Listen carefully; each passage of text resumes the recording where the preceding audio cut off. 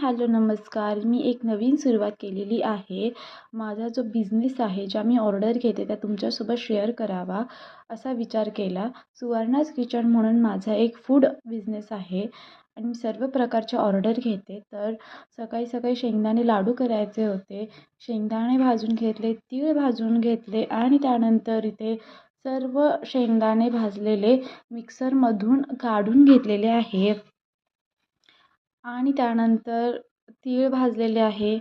हे तीळसुद्धा गावठी तीळ आहे.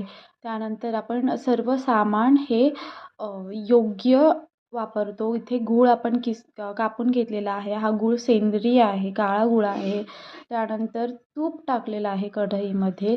सर्व गूळ त्या तुपामध्ये टाकला आणि थोडासा गूळ मेल्ट होऊन दिलेला आहे आणि त्यानंतर तो मिश्रणामध्ये मिक्स केला आणि लाडू करायला सुरुवात केलेली आहे.